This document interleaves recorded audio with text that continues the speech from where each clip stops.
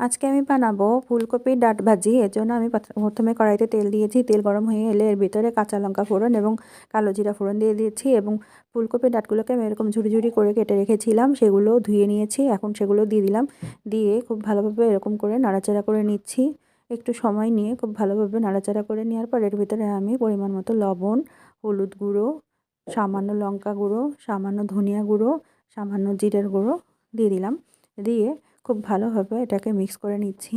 Mix করে নিয়ে এটাকে একটু সময় নিয়ে আমি খুব ভালোভাবে এটাকে ভাজতে থাকবো।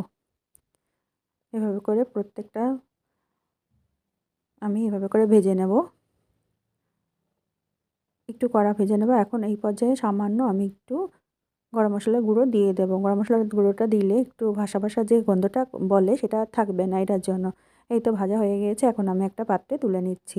এই তো তৈরি হয়ে গেল আমার ফুলকপির ডাঁট ভাজি।